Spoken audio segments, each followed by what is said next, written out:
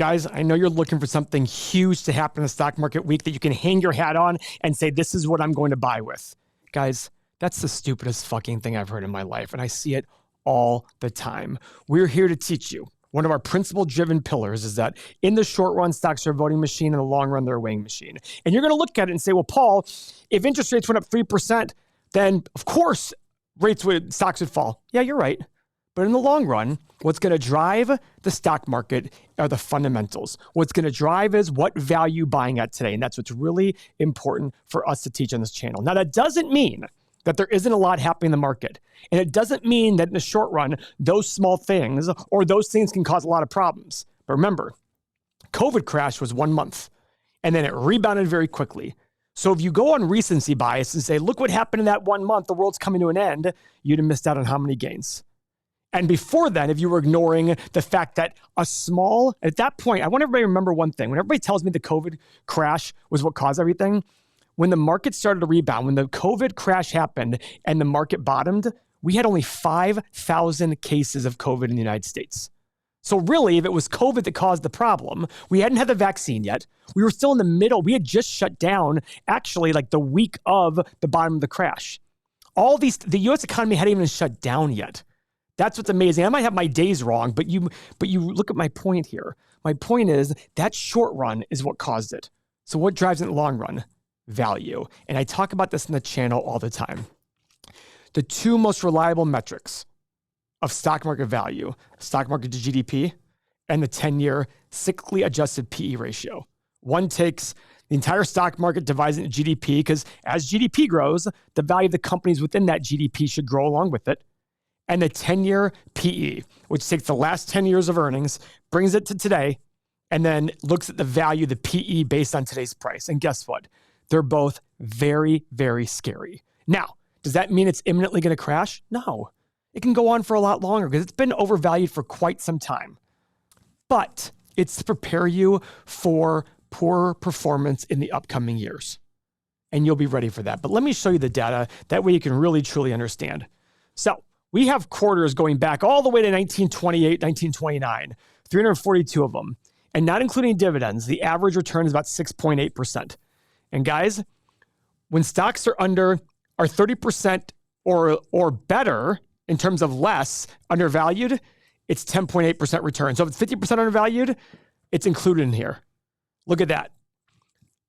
Between 0 and 30, actually 0 including all, 9.2. Below 0, 2.8, negative 0.1, negative 0.4, negative 0.9. As we get to more overvalued, what happens to returns? And guys, this is not a coincidence. It makes sense. The less you pay for an investment, the better your returns are going to be. If I was going to give you $100 a year for the rest of your life, and I charged you $1 for it today, that's a lot different return than if I charged you $1 million for it today. The price determines the return once the cash flows are set. And really, the cash flows are set. I mean, we don't know what the cash flows are going to be. But do you tell me that NVIDIA is really going to operate their business differently? The cash flows are going to be differently based on the stock price? There could be an argument for that. Of course, there could be an argument for that. If the company's stock is going up, people are more excited in the company, they're doing better work, etc. But at the end of the day, if you pay 3, 4, 5 times more than you should, it doesn't matter what the stock company does. In fact, go look at Intel, go look at Cisco. Back in 2000, they were the NVIDIAs of back then. You were stupid not to have them in your portfolio. And guess what? 25 years later, those companies have each grown their revenue and profit multiple times over, and their stocks are still below their 2000 price. And again, Intel and Cisco both have far more revenue and profit today than they did back then. Intel in the short run, not really, but in terms of even when they were making $20 billion a year recently, their stock price was still below the level they were back in the 2000. That's what's incredible. So where do we stand today? Stock market GDP ratio, 114% overvalued. I know, everybody out there is going to say, oh, it's a stupid metric now. The only thing stupid is you for believing that. 10-year cyclically adjusted PE ratio, 37.96, which is 121% overvalued. Even worse. And this PE ratio doesn't care where the money was made. It's always just for the company on anywhere in the world where they made the money. Now, a lot of stuff happening this week. A lot of companies are reporting this week. McDonald's just reported this morning. Guys, McDonald's had some same-store sales growth. They're expected to have a loss there, but they also missed on earnings, and the stock is up a lot right now. Just goes to show we don't know what's going to happen. If you look at last week in our earnings that we did in this channel, companies were beating, and their stock were plummeting. It's so random because in the short run, things are random. They're a voting machine. What's popular is going to go up. What's unpopular is going to go down. But in the long run, whatever fundamentals growth there is, if you pay a reasonable price today, that's probably going to be return on the investment. CPI is expected to be reported. Now, why is CPI so important? Well, people are watching interest rates. And the Fed kept rates the same recently. And there was a lot of talk about 2 or 3 rate cuts this year. Guys, we have no idea what they're going to be. And when you watch the CME group, the chances of rate cuts and rate hikes are changing every single day. Nobody knows what's going to happen. Stop following people who think they know what's going to happen. When I see somebody so confidently saying like, oh, the Fed's going to cut rates, I'm like, shut the F up. You're an idiot. And guess what? I used to be one of those idiots. I used to care about that so much. Oh my God, I got to know what's going to happen. And then I realized it's all fruitless. It doesn't matter. What matters is what price are you paying for the investment? And guess what? When you buy an investment, you know it's very likely? It's probably going to go down in price. So you have to understand the ability and have the ability to say to Mr. Market, Mr. Market, you're stupid here. I'm going to buy more from you because you're just not understanding the value here. If that kind of investing makes sense to you, if it makes sense to you to sit there and say, I don't have to worry about the price. I want to worry about understanding what drives value over a long haul, we're the place for you. Subscribe to the channel.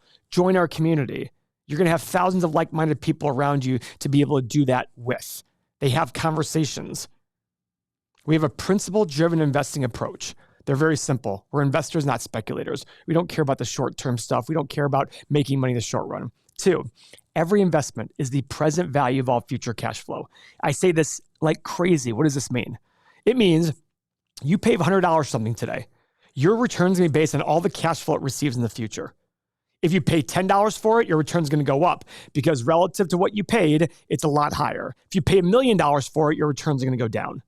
That's what drives your returns. 3, if we don't understand it, we don't invest in it. Very simple. And it's okay not to understand something. Stay within the things that make sense to you. You'll make far more money. Let everybody else try to guess. What you're trying to do is stick to the things that make sense to you. That's why you want your heart surgeon to be an expert on heart surgery. You don't want them to also be an expert on mechanics. No. Understand heart surgery. 4th one is a great story can be a bad investment if you pay the wrong price. This is probably the most important one because we all fall in love with stories. The best salesmen sell on stories. But if you pay the wrong price for a good story, you're going to end up with a bad investment. That's absolutely 100% true. And that's what happens in bubbles. The story becomes bigger than anything could ever imagine. And 5th and final, in the short run, stocks are a voting machine. In the long run, they're a weighing machine. What's popular in the short run is going to go up. What's unpopular is going to go down. But in the long run, the fundamentals of that investment are what's going to drive your return. Guys, a couple companies that are reporting this week, Generac, who I own shares in, that's absolutely skyrocketed. And I'm actually upset about that. And I want you to be upset about that as well. Coca-Cola, Shopify. Shopify is a big one because that one's been hard to generate cash flow, and I believe the stock is down significantly. But again, why? The business is a lot better, but the stock is down a lot. Let's take a look at this because this is a great learning lesson for those of you who are new. And even for those of you who aren't new, repeating these things over and over in your head is what works. Look at this. Company hit an all-time high of 176 back in November of 21. Look at how low it got here. It got as low as $26 a share, and now it's back up to $120.